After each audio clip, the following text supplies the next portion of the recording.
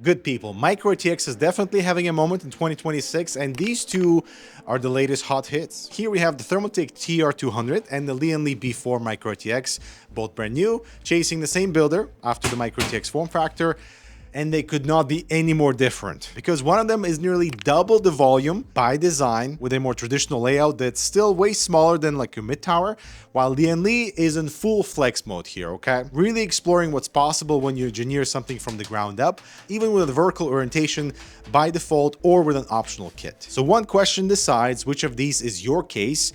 Are you going for comfortable or are you going for compact? Now, obviously there's nuances when it comes to specs, but they have similar GPU and CPU cooler height. They both support ATX power supplies and 360 radiators with a little asterisk for the B4. Just because the TR200 is way bigger, there's less compatibility things to think about. Yeah, so the TR200 is double the volume, but strictly from a footprint point of view on the desk, they are fairly close to each other. But luckily they both have their share of uniqueness. Like the TR200 has an optional screen that is updated and looks way better than the older display.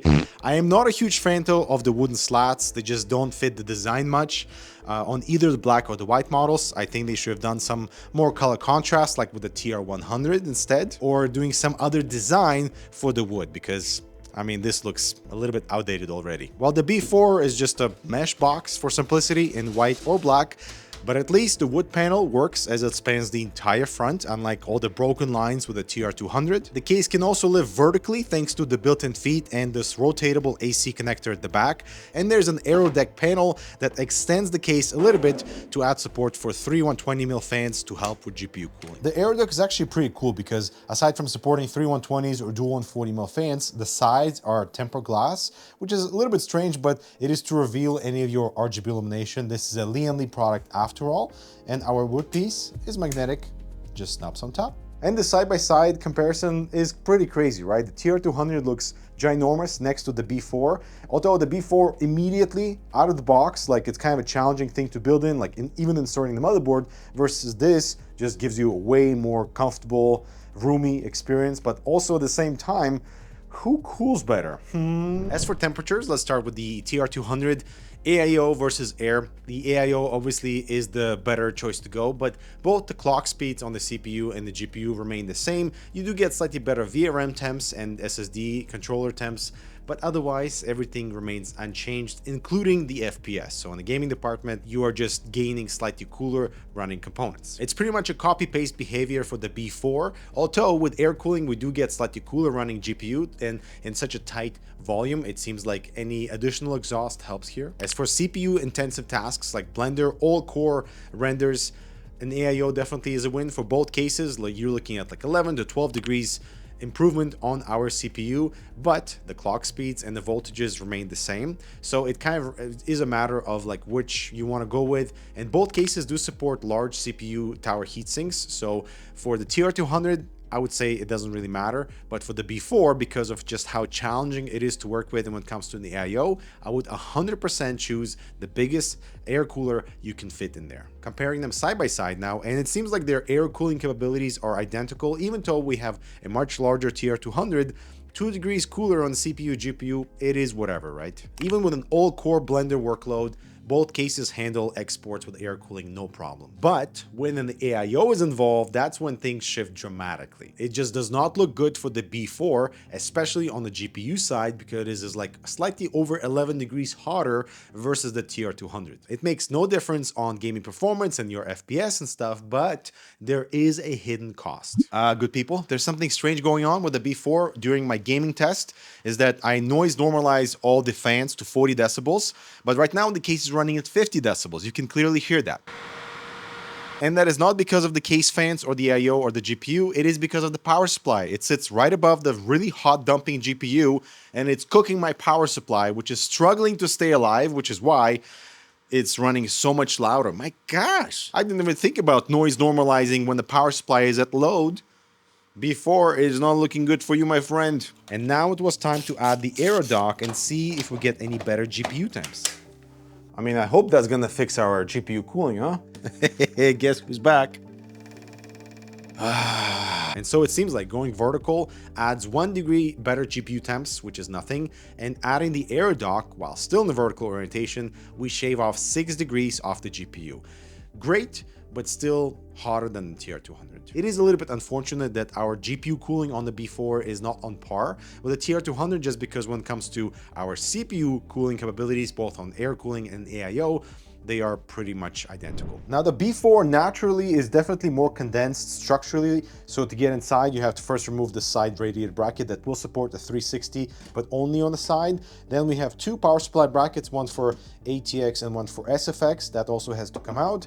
We do have this rear bracket that can be inverted for interior, for installation of a fan that is closer to your air cooler, for example, or back in its default orientation. You can still fit a fan back here, just have to kind of wiggle it in place. It's a little tight, and you have to use this orientation for a 360 rad because otherwise it doesn't fit. The 2 stock fans are slim. They're 120mm fan, and by default they're set to exhaust. It is recommended if you're air cooling to switch the front one to intake instead for better CPU cooling. And here, before installing a motherboard, notice a few things. Number one, make sure that all the cables are completely removed, because installing your microATX motherboard in here, even though we have what seems to be like plenty of space, is actually quite tight. All of our cables, including the fan splitter, has to be completely out of the way. The motherboard has to go on an angle like so, and lowered into position. Our GPU clearance is limited to 358mm. My graphics card here is exactly 360. I can remove the front bracket over here that will support a 120mm fan, something slim underneath the power supply for a little bit extra front intake. So this can come out. So the front fan bracket cannot be installed back in place. There's just no room. But let's see if the front panel closes. Does it work? Oh my God, it closed. And it's not touching the graphics card. So it looks like we got 2 extra millimeters of clearance for our GPU by removing the front fan bracket, which is not going to be used here anyway. The graphics card is just way too big, but that is good to know. And just by comparison, the TR200, I mean, it's in a different league of its own in terms of volume. It is double the volume, but that also brings its own level of comfort, as you would say, because this is basically a mid-tower size in terms of length, but way shorter versus your traditional mid-tower, just because the power supply shroud is not available here. So installing the motherboard here is literally just drop it in. Nothing is obstructing its access, and you would have a more traditional approach here, like a 360 at the top or a standard air cooler, and just a GPU at the bottom with a power supply in the front with multiple positions. So with the TR200 being much bigger, it will support slightly longer graphics cards, 365mm. My 360mm GPU fits in no problem. I still have 5mm, it seems like, until our standard ATX power supply bracket, without interfering with any of the cables, which is really good news. So the TR200 definitely approaches microATX configurations from a more comfortable point of view versus the very tight and space-optimized B4. I have 0 complaints with the TR200 when it comes to an air-cooled machine. There's so much space here, it's very comfortable to work with, lots of room behind the motherboard tray, even for cables, so routing things felt like just a standard mid-tower. And you can see without the 360 at the top, it almost feels like it's a bit too large. And if you are air cooling, definitely make sure to install one intake fan right above our CPU cooler at the top, just to help with cooling. Also, this has got to be my favorite feature on the TR200. The entire bottom of the enclosure is simply removable with one thumb screw to give you access to any of your motherboard connectors at the bottom, or like, you know, removing some of the cables away from your GPU fans. This is brilliant. And as expected, the 360 AO configuration fills in slightly more space at the top without interacting with our power supply. So this is definitely a very comfortable microATX build. No issues anywhere. But you would definitely say it's on the bigger side. Now, doing cable management in tight spaces is my nightmare. It's one of the reasons why I don't like ITX systems. B4 is very small. Even for our limited amount of cables, I have, what, 4 cables here, 1 GPU, 2 for CPU power, 1 24-pin. My complaint here is with the I/O cables. They're just like way too long. Sure, they can reach everywhere on the motherboard, but they should have trimmed them, because this is a lot of cable to deal with and very confined space already. And I just realized that the side radiator with an SFX power supply, you have to make sure that your radiator and set of fans do not reach more than 52mm thickness. And I'm using the P28 fans, which are 28mm fans instead of the standard 25. So I am 3mm too tall. I'm still going to attempt to fit it just to see if we have any wiggle room. I mean, part of the fan is completely blocked by the power supply underneath. Maybe I should just take off that fan altogether. This is supposed to be flat with the frame. This doesn't work. This is why I love the P28s. All right, so now it's just a 360 rad with dual 120mm fans. This should have no problem fitting, huh? Let's see. Boom, everything's flat. And I'm sure inserting our graphics card in here is going to be a challenge because of all the cables that are sticking out, but let's see. Man, really maxing out the specifications on here. Okay, why can't this go through? I have to take the radiator out. Can't see anything, and there's something blocking the graphics card. Maybe the cables? Yup, power supply cables are on the way. Lian Lee, in theory, you made a case that is so optimized, but holy, this is a nightmare to work in. I can't even take the radiator out. What are you stuck on? Okay, at least it's a bracket. That's easily removable. All right, let's see what's oh yeah, hold on a second. I think whoever designed these really thick, unflexible cables for an SFX power supply can really have a great day. I would choose comfort any day of the week over what I'm experiencing now. This is the area I was struggling with. The cables coming from the power supply down just hit the graphics card. So when I was inserting it, the cables were just right underneath. So I just had to remove them out of the way for it to fit properly. Let's see if this fits now. The radiator can't even be fully attached to the bracket because you have to slide it out of position for the bracket to fit properly. My goodness. Lian Lee, on paper, this was all great, but did you guys build in this at all? Seriously.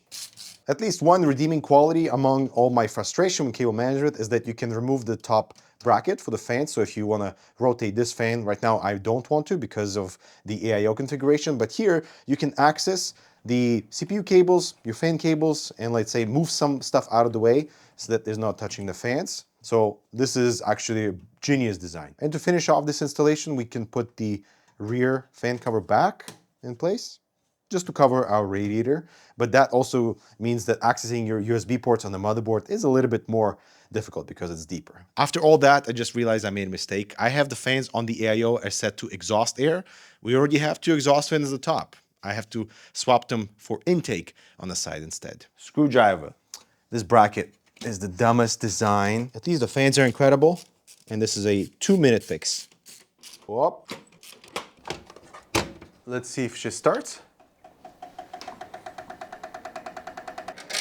Did this fix it? So it turns out it's actually touching the anti-sag bracket. That's what's making that noise. I think the fans are a little bit too thick, so I have to remove this guy altogether. Now the thing is, once everything's running properly with the B4, the thing looks amazing. The amount of power density inside here is pretty incredible for the volume. It was quite a nightmare to fit that radiator on the side there with tubing and cable management and the fan placement and the thickness and etc. and with massive GPU. So if you are trying to max out its compatibility for specs, that's the challenging part. And I wish that Lian Lee was slightly easier on the maxing out part of the components.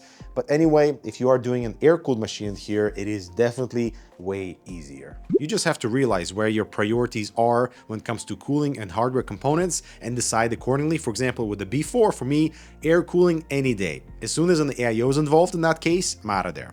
As with the 200, don't care. AIO, air cooling, is just double the volume, and when you actually look at the volume numbers, like it is 40 liters, and that is approaching the mid-tower category already. So a lot of people are going to argue that like, that's gonna be not for me at all, even though it doesn't look that bad on the desk anyway. The biggest takeaway for me here is that I did not anticipate how much louder the B4 would become when we were adding a lot of heat into the power supply area. So we are adding 10 decibels on top of our noise normalized 40 decibels, which is pretty insane when you're talking about like noise budgets. So sure, you have insane power density in 20 liters, but then your system is way louder too. But the TR200, it's also not perfect from a space point of view. A lot of people would say it's too big, but also design. I feel like they should have done something slightly different with the wood and the mesh front panels in general. But otherwise, let me know what you think of this whole microTX direction. In which case would you choose if you were to build one? Good for you. I'm Dmitry. I'll talk to you in the next video.